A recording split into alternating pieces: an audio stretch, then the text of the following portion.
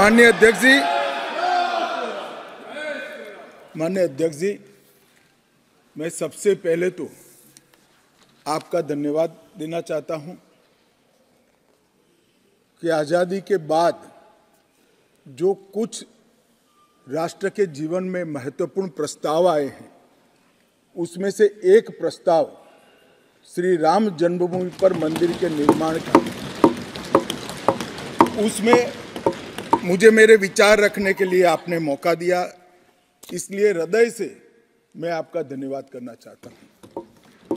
मान्यवर, मैं देश की 140 करोड़ की जनता की ओर से भी आसन का, स्पीकर साहब का धन्यवाद करना चाहता हूं, क्योंकि ये जो सदन है वो नियम से तो चलता ही है। हर चर्चा नियमों से बंधी हुई होती है, संविधान से बंधी हुई होती है, परंतु एक मायनों में ये सदन जन चेतना का, जनता की आकांक्षाओं का और जनता की इच्छाओं की प्रवक्ता बनने का भी सदन का दायित्व है, और आज ये हो रहा है। 140 करोड़ के देश में और दुनिया भर में बैठे हुए राम भक्त जो 22 जनवरी के बाद एक अद्भुत आध्यात्मिक चेतना का अनुभव कर रहे हैं, इसको वाचा देने के लिए आपने समय दिया, इसलिए देश आपका हमेशा के लिए आभारी रहेगा। मान्यवर, मैंने आज किसी का जवाब नहीं देना है। आज मैं मेरे मन की बात और देश की जनता की आवाज को इस सदन के सामने रखना चाहता हूं, जो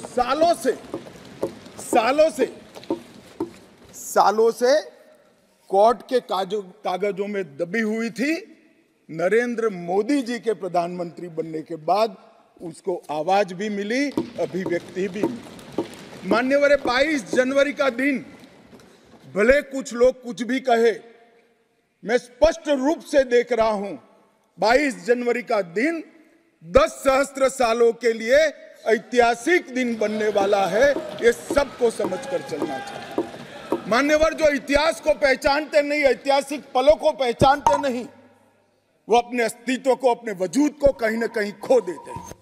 मैं आज फिर से एक बार कहने वाला हूं मान्यवर कि 22 जनवरी का दिन 10 सहस्त्र से भी अधिक सालों तक इस देश का ऐतिहासिक दिन है। मान्यवर, 22 जनवरी का दिन 1528 से शुरू हुई एक संघर्ष और अन्याय के सामने लड़ाई का, एक आंदोलन के अंत का दिन है।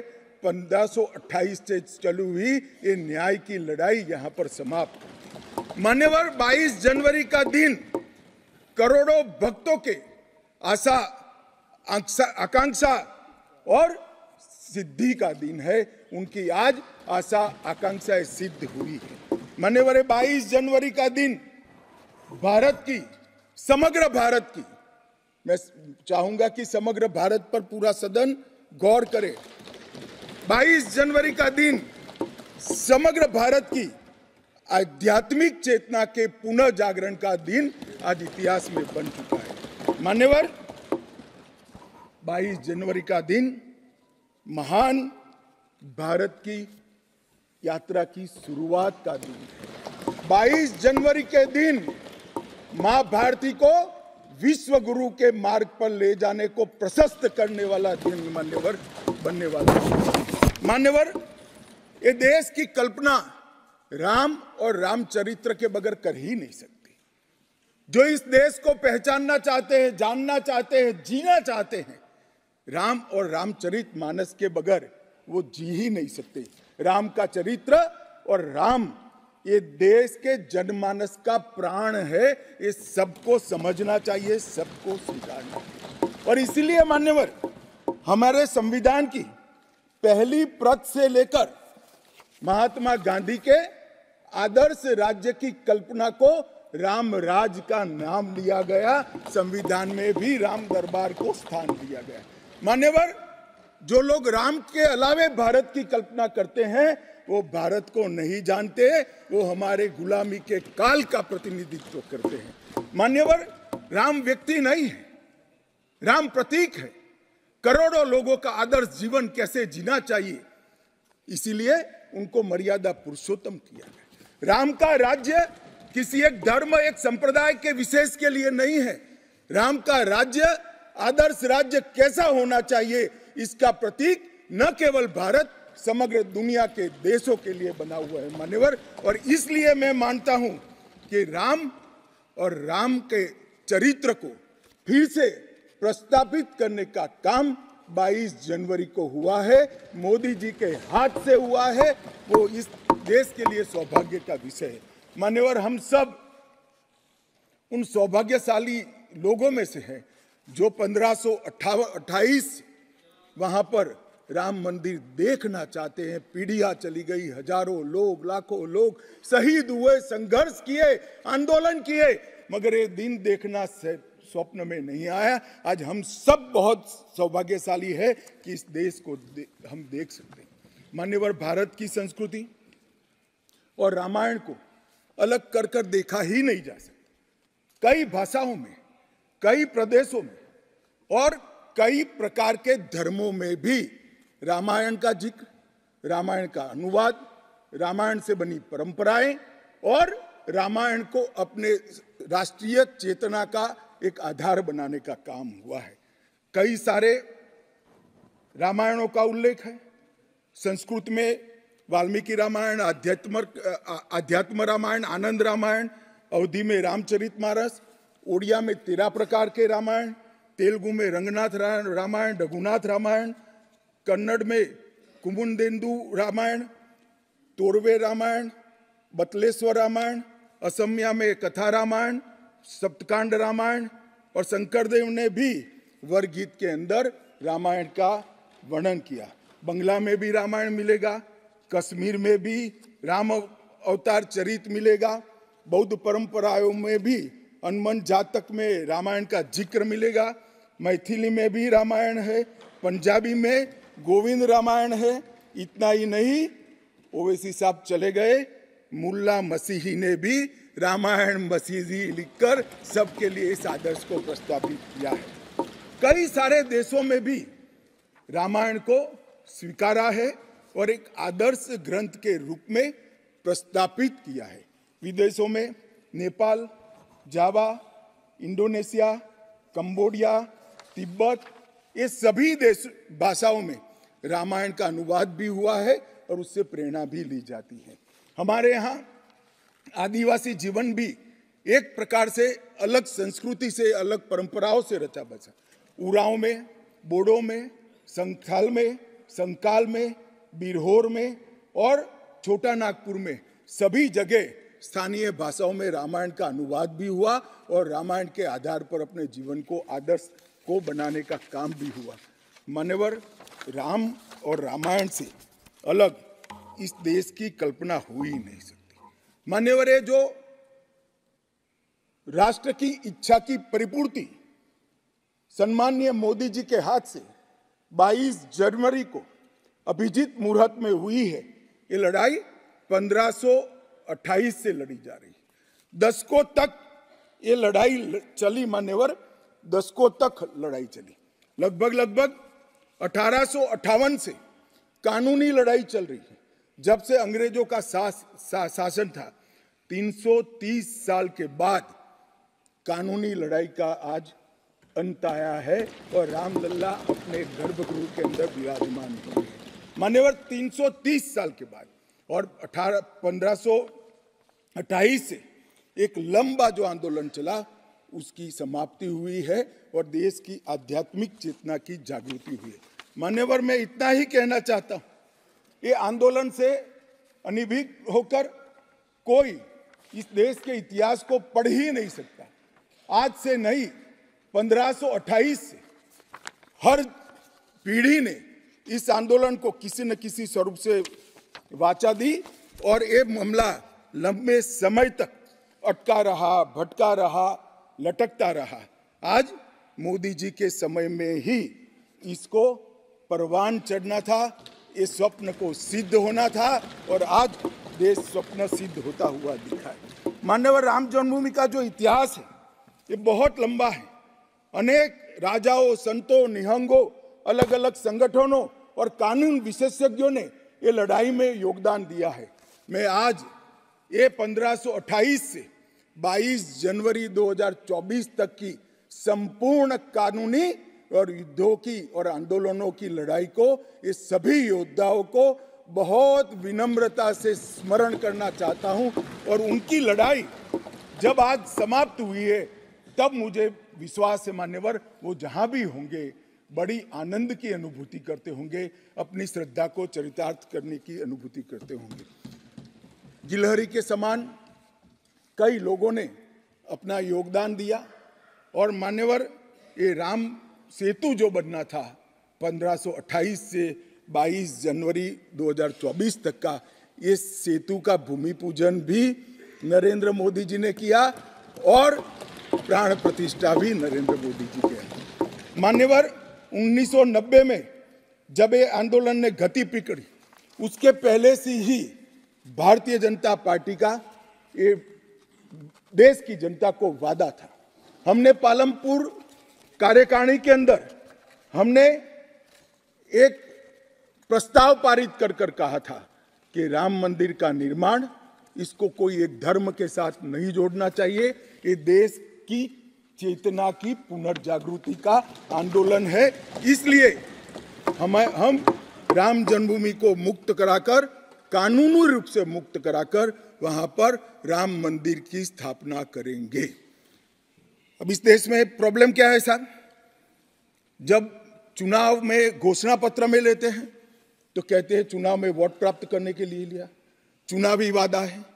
ये भाजपा ऐसे ही वादे करती है, 370 हो, राम जन्मभूमि हो, यूनिफॉर्म सिविल कोड हो, ट्रिपल तलाक समाप्त करना हो। अब ये कहते हैं आप ऐसे ही वादे करते हैं और ये वोट प्राप्त करने का जरिया होता है, और जब हम इसको पूरा कर देते हैं तो बड़ी खिलाफत करते हैं। मैं आज भी कहता हूं, भारतीय जनता पार्टी और हमारे नेता नरेंद्र मोदी जी मान्यवर जो बोलते हैं, जो कहते हैं, वो करते हैं। हमारी पार्टी का चरित्र है और ये कोई छिपी हुई बात नहीं है। किस चीज का आक्रोश? हम 1986 से कह रहे हैं कि हमारा भव्य राम मंदिर बनना चाहिए, संवैधानिक तरीके से। कुछ लोगों ने यहां पर और बाहर मीडिया के सामने प्रतिक्रिया व्यक्त की, वो कानून की दुहाई देते हैं। मैं उनको पूछना चाहता हूं कि मान्यवर, क्या सुप्रीम कोर्ट की 5 जजों की खंडपीठ के जजमेंट से आप वास्ता रखते हो या नहीं रखते हो? भारत के संविधान से वास्ता रखते हो या नहीं रखते हो?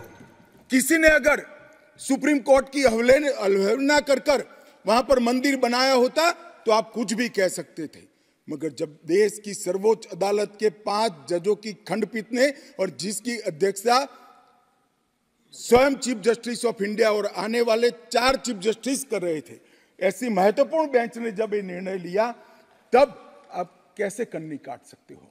मान्यवर, निर्णय पसंद हो तो स्वीकार कर लेना, सुप्रीम कोर्ट का सम्मान करना, और कोई निर्णय पसंद ना आए तो सुप्रीम कोर्ट के भी बड़ा बूढ़ा करना, ये ठीक नहीं है। मान्यवर, सुप्रीम कोर्ट के निर्णय ने आज पूरी दुनिया में भारत के पंथ निरपेक्ष चरित्र को उजागर किया है।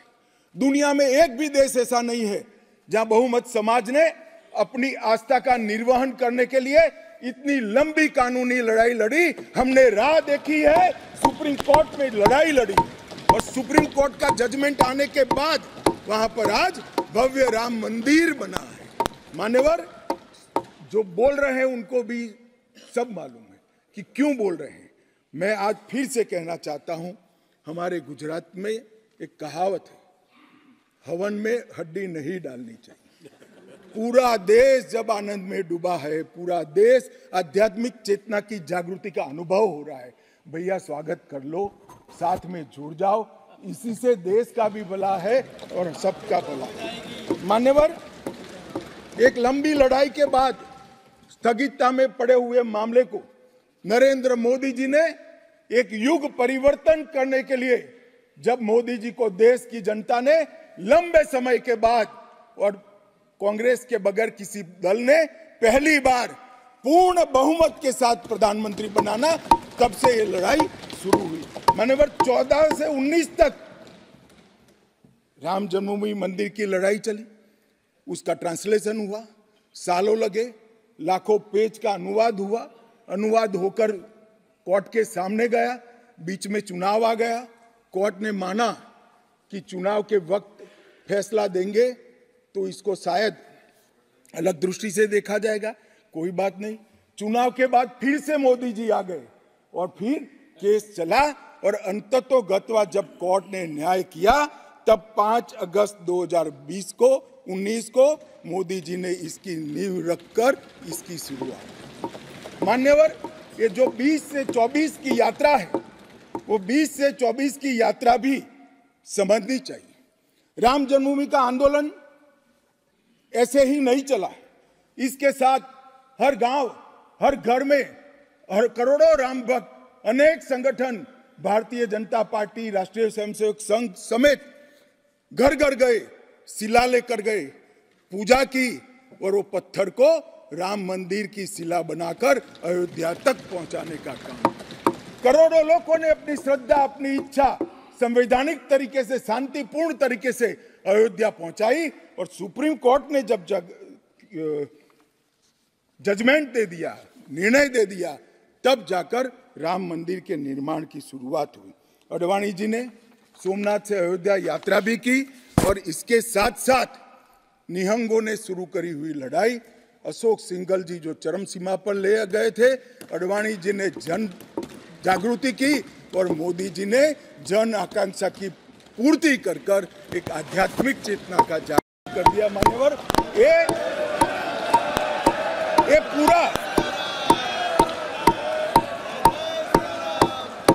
ये पूरा आंदोलन मान्यवर जब भी दुनिया का इतिहास लिखा जाएगा एक डेमोक्रेटिक वैल्यू के रूप में देखा जाएगा कि कोई एक देश अपने बहुमती समाज की धार्मिक विश्वास की पूर्ति के लिए इतने समय धैर्य रखकर सुप्रीम कोर्ट में गुहार लगाता रहे और सुप्रीम कोर्ट के जजमेंट आने के बाद सौहार्दपूर्ण वातावरण में इसकी पूर्ति हो। मान्यवर, ये बहुत बड़ी बात है और मैं मानता हूं मान्यवर कि ये मोदी जी के नेतृत्व के बगैर संभव नहीं था। मान्यवर, मैं इतना ही कहना चाहता हूं कि जब राम मंदिर का निर्माण हो रहा था तब और जब जजमेंट आया तब कई लोग आगाज लगा रहे थे, कई लोग अनुमान कर रहे थे इस देश में रक्तपात हो जाएगा, इस देश में दंगे हो जाएंगे, इस देश में धर्म के बीच में बड़े विवाद होंगे। मगर मैं आज इस सदन को कहना चाहता हूं, ये भारतीय जनता पार्टी की सरकार है, नरेंद्र मोदी इस देश के प्रधानमंत्री। कोर्ट के जजमेंट को भी जय पराजय की जगह सबकी मान्य न्यायालय के आदेश में परिवर्तित करने का काम मोदी जी के दूरदर्शी विचार ने। और उसके बाद जब समय आया, निर्माण के बाद जब समय आया मान्यवर, उनको न्योता मिला कि वो आकर भूमि पूजन करें। 130 करोड़ की जनता के वो जनप्रतिनिधि हैं। न्यास ने उनको नेतृत्व करने का, जनता का प्रतिनिधि के नाते जब मौका दिया शिलान्यास करने का, तब मोदी जी के जो पूरा आचरण है इसको ध्यान से देखना चाहिए। मान्यवर, वो आचरण आने वाले अनेक सैकड़ों सालों तक दुनिया के सामने रहेगा और दुनिया के सामने इससे कई लोगों को प्रेरणा भी मिलेगी। मान्यवर, हम सब ने आचार्य गोविंद देव गिरि जी ने जो वक्तव्य दिया वो सुना है। मोदी जी को जब मौका मिला तब उन्होंने रामानंदी समाज के, संप्रदाय के और वैष्णव संतों से पूछा कि भाई प्राण प्रतिष्ठा करनी है, किसी संसारी ने करनी है, तो इसके यम नियम, इसके लिए किस प्रकार की उपासना करनी चाहिए, और जो संतों की ओर से सुझाएगा उससे भी अनेक गुना कठोर 11 दिन का व्रत इस देश के प्रधानमंत्री। मान्यवर, 11 दिन तक सैया पर नहीं सोना, 11 दिन तक केवल नारियल पानी के साथ उपवास करना, 11 दिन तक पूरा समय राममय, राम भक्ति में रचे बसे रहना और पूरे जीवन की उस वक्त की हर सांस को राम के साथ जोड़कर राममय बनकर प्राण प्रतिष्ठा करना। मान्यवर, ये 11 दिन में मां सबरी, गिलहरी, वानर, भालू, जटायु, ये सब के साथ जुड़े हुए देश भर में जो राम के स्थान थे, वहां जाकर राम के काज के लिए गिलहरी जैसा भी योगदान देने वालों को श्रद्धा पूर्वक प्रणाम करने का काम प्रधानमंत्री। राम मंदिर का जब भूमि पूजन का समय आया, कोई पॉलिटिकल नारे नहीं लगाए, ना मोदी जी ने इसका नेतृत्व पॉलिटिकली किया, ना हमारी पार्टी ने किया। हर रोज एक राम का भजन अलग अलग भाषा में ट्वीट कर एक भक्ति का आंदोलन शुरू किया। मान्यवर, इस देश में कई सारे भक्ति के आंदोलन खड़े हुए हैं, ढेर सारे आंदोलन खड़े हुए। मान्यवर, इस देश में भक्ति का आंदोलन कोई नया नहीं है। मान्यवर, मीरा ने चलाया, गुजरात में नरसिंह मेहता ने चलाया, रामानंद ने चलाया, एकनाथ और ज्ञानेश्वर ने चलाया, शंकरदेव और माधवदेव ने असम में चलाया, चैतन्य महाप्रभु ने चलाया, समर्थ रामदास ने चलाया। ये सब भक्ति आंदोलन ने समय समय पर देश को मजबूत करने का काम किया है, सनातन धर्म को टिकाने का काम किया है और सनातन धर्म के प्रति सबकी आस्था को बंधाने का काम। घनघोर अंधेरी रात में एक ध्रुव तारे की तरह ये भक्ति आंदोलन ने देश के जनमानस का नेतृत्व किया। भारत के ही छोर में 10 सिख गुरुओं ने अनेक प्रकार के बलिदान, एक दशम पिता ने तो अपना सर्वस्व दान कर दिया।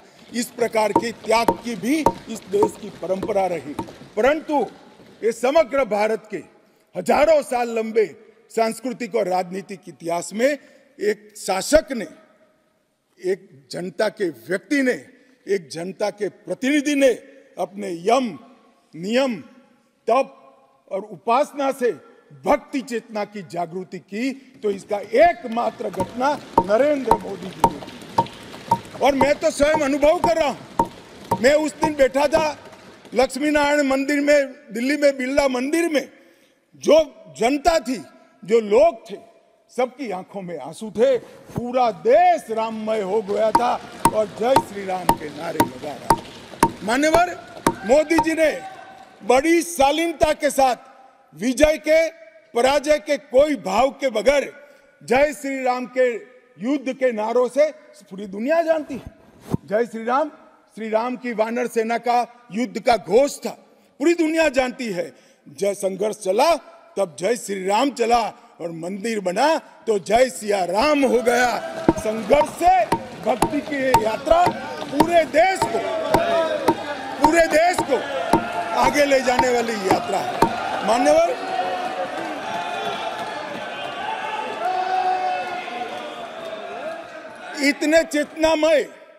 इतने चेतनामय वातावरण के अंदर भी विभाजन की बात करने वाले लोगों से मेरा करबद्ध निवेदन है, समय को पहचानो,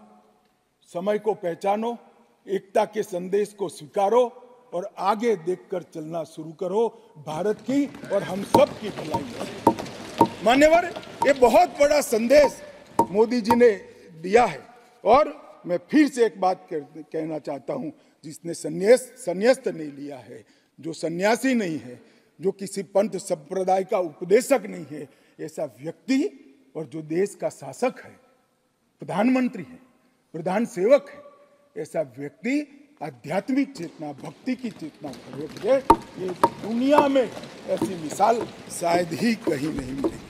मान्यवर, मैं ये जरूर कहना चाहता हूं, इस सदन में खड़े होकर गौरव के साथ कहना चाहता हूं कि मोदी जी मेरे नेता है, मेरे पार्टी के नेता है, मेरे पार्टी के प्रमुख नेता है। मान्यवर, मोदी जी ने एक ऐसा नेतृत्व दिया जिसने अनेक समय पर नेतृत्व के गुण क्या होते हैं इसका परिचय देने का काम किया।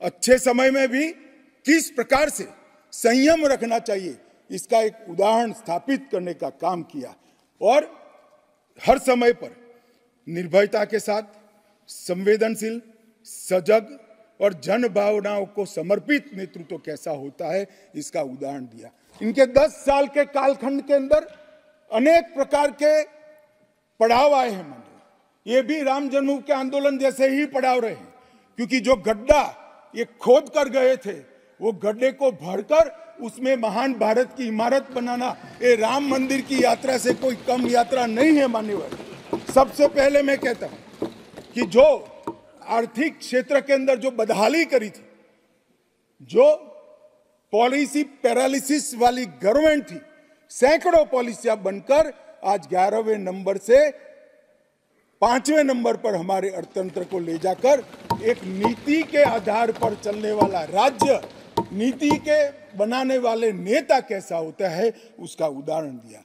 कोविड आया तो भयभीत हुए बगैर, सरकार की मशीनरी कम पड़ जाएगी, जब तक आंदोलन पूरा देश नहीं लड़ेगा इससे हम नहीं लड़ पाएंगे, वो जानते हुए एक मोर्चे पर वैक्सीन का इनोवेशन का काम चालू रहा, दूसरे मोर्चे पर हेल्थ इंफ्रास्ट्रक्चर का अपग्रेडेशन का काम चालू रहा, तीसरे मोर्चे पर हर गरीब के घर में अनाज पहुंचाने का काम चालू रहा, चौथे मोर्चे पर जो कोविड की दर्दियों की शुश्रूषा कर रहे थे उनका नेतृत्व करने का काम चालू रहा, और 5वें मौके पर जनता कर्फ्यू, दिया जलाना, थाली बजाना, हंसने वाले आज रोड पर घूमते हो गए, उनको मालूम नहीं है पूरी दुनिया मोदी जी के संवेदनशील और समग्रता से भरे हुए नेतृत्व को आज स्वीकार। मान्यवर, यही समय में कोविड का पड़कार भी आया, यही समय में 62 की तरह चीन ने अपना मुंह दिखाना शुरू किया, दृढ़ता के साथ नेतृत्व छाती सीना तान कर खड़ा रहा, हिंदुस्तान की 1 इंच जमीन नहीं। कई बार हुआ था इसी समय में पूंछ और पुलवामा में हमला हुआ, सर्जिकल स्ट्राइक और एयर स्ट्राइक कर नेतृत्व की वीरता का भी परिचय दिया और घर में घुसकर जवाब देने का काम किया। हजारों बच्चों जब परीक्षा के वक्त आत्महत्या करते थे, ट्रेस में आते थे, मनोरोग के शिकार बनने थे, एक पिता की तरह एक प्रजावात्सल नेतृत्व का परिचय देते हुए प्रजा परीक्षा पे चर्चा की भी बात।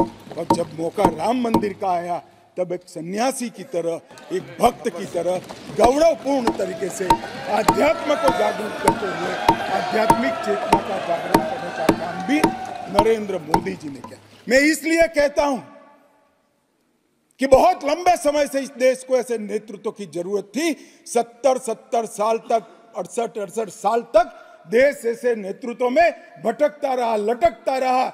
130 करोड़ की जनता ने मोदी जी को चुनकर एक सर्वगुण संपन्न नेता को चुनकर देश की सभी चुनौतियों को समाप्त किया। मान्यवर, मैं आज आपके माध्यम से ये मैं कहना चाहता हूं, ये राम मंदिर का निर्माण, और राम मंदिर में रामलला की बाल प्रतिमा, मनोहरी दृश्य, आंख बंद कर देते तो सामने वो प्रतिमा दिखाई पड़ती। मान्यवर, इतनी मनोहरी प्रतिमा बनाने का काम हुआ और उसकी प्राण प्रतिष्ठा भी हुई। मान्यवर, एक प्रकार से समग्र भारतीय संस्कृति को मोदी जी के माध्यम से एक अभिव्यक्ति का काम हुआ। मान्यवर, राम का जीवन ही अपने आप में परिपूर्ण जीवन। बचपन में ही शिक्षा संस्थानों की रक्षा के लिए विश्वामित्र के वहां रावणों का वध किया, अहल्या को सम्मान दिया, मां सबरी को गले लगाकर इस देश के गिरिजन और पिछड़े लोगों को गले लगाने का काम किया, महिलाओं का सम्मान किया, और गिलहरी, गिद्ध, वानर, रींछ, वनवासी सबको जोड़कर सत्य पर सत्य की विजय का झंडा श्री राम ने फहराया। और मोदी जी ने जब ये अयोध्या बन रही है, ढेरों लोगों ने, मैं आज सबके बीच में कहने से मेरी अपने आप को रोक नहीं सकता, ढेरों लोगों के प्रस्ताव कि अयोध्या के इंटरनेशनल एयरपोर्ट को श्री राम का नाम दिया जाए। बड़ा लोक लुभावन प्रस्ताव, परंतु मोदी जी ने महर्षि वाल्मीकि का नाम देना। सारे मौकों पर दशरथ का, सीता माता का, चौराहे पर नाम देने का प्रस्ताव आया था। मोदी जी ने कहीं जटायु को रखा, कहीं गिलहरी को रखा, कहीं हनुमान को रखा। मान्यवर समग्र समाज साथ में लेने का काम किया। मान्यवर, ये जो मंदिर बना है उसके निर्माण में भी पूरे समाज को साथ में रखने का काम किया गया है। मान्यवर, मैं आपको जरूर बताना चाहता हूं कि इसमें देश के हर हिस्से को स्थान देने का काम मंदिर के निर्माताओं ने किया है। एक भी प्रदेश ऐसा नहीं है जहां से कुछ नहीं आया है।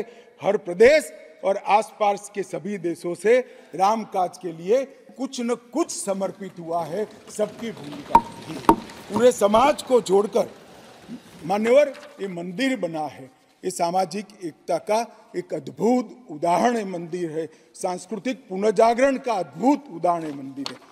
मान्यवर, अयोध्या में राम मंदिर विध्वंस के सामने विकास का विजय है। मान्यवर, अयोध्या में राम मंदिर धर्मांधता के सामने आध्यात्मिकता और भक्ति का विजय है। मान्यवर, भारत के गौरवमय युग की ये शुरुआत है। आत्मनिर्भर भारत और विकसित भारत का रास्ते का प्रशस्तीकरण का पॉइंट है और भारत माता को विश्व गुरु बनाने के रास्ते की मान्यवर शुरुआत है। मैं जरूर मानता हूं कि सालों से सदियों से इस देश के प्रेरणा पुरुष रहे, जिनके चरित्र से न केवल इस देश पूरी दुनिया संदेश लेती है। ऐसे प्रभु श्री राम को मूर्ति का अपने निज घर में स्थापन से इस देश का जो नया युग शुरू हुआ है ये बहुत शुभांकर होगा और आने वाले दिनों में 2024 में भी मोदी जी के नेतृत्व में यहाँ सरकार बनेगी और ये शुभांकर शुरुआत हुई है, उसको गंतव्य स्थान पर ले जाने का काम करेगी। मान्यवर, मेरा बहुत बहुत धन्यवाद। मेरे शब्द और विचार